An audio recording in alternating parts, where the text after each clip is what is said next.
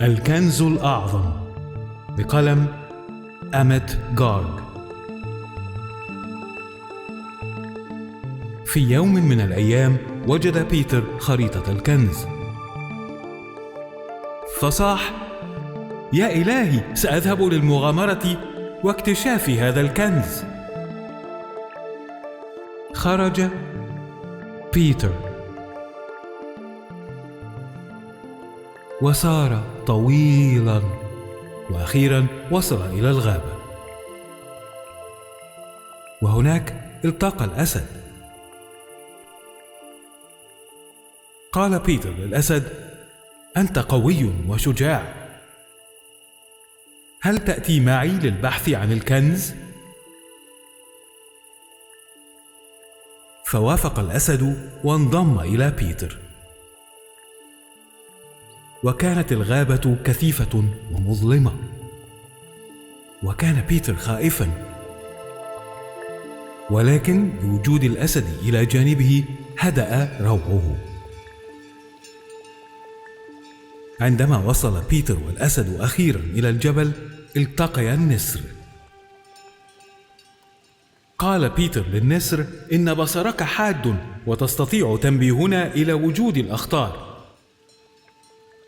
هل تأتي معنا لنبحث عن الكنز؟ وافق النسر وانضم إلى بيتر والأسد،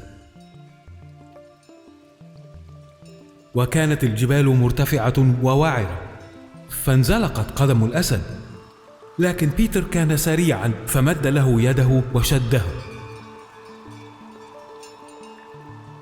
وشاهد النسر ببصره الحاد كل خطوة لهما. لم يمض وقت طويل فوصلوا إلى واد منخفض حيث التقوا نعجة.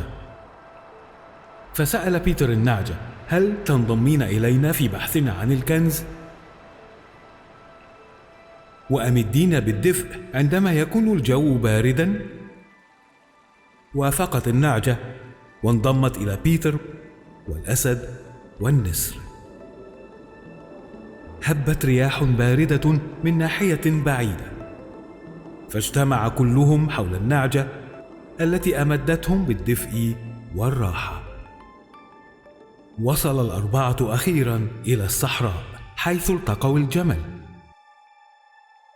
قال بيتر للجمل: يسمونك سفينة الصحراء، فهل تنضم إلينا وتساعدنا في العبور والبحث عن الكنز أيضا؟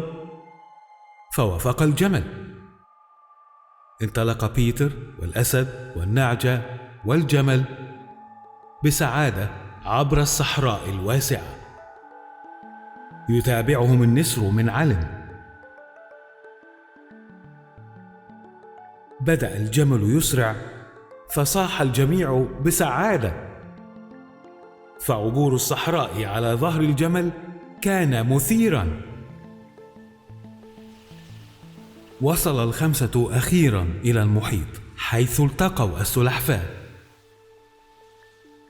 فسألها بيتر: هل تستطيعين مساعدتنا لعبور المحيط؟ نحن هنا نبحث عن الكنز. فوافقت السلحفاة وانضمت إلى بيتر والأسد والنسر والنعجة والجمل. كادت الأمواج الشديدة تغرقهم، لكن السلحفاة نقلتهم بسلام عبر المحيط. التقوا البومة على الجانب الآخر. تحدثت البومة بحكمتها القديمة: مبروك، أنتم قد وجدتم الكنز. أين هو؟ هتف الجميع في دهشة. قد مررتم الغابة معا، وتسلقتم الجبال معا، وعبرتم الوادي معا، واجتزتم الصحراء معا، وخضتم المحيط معا. أنتم لم تكونوا لتستطيعوا فعل ذلك بدون مساعدة بعضكم لبعض. فنظر بعضهم إلى بعض واعترفوا بأن البومة كانت على حق. إنهم وجدوا الصداقة في الواقع إنهم وجدوا أعظم كنز في هذه الدنيا.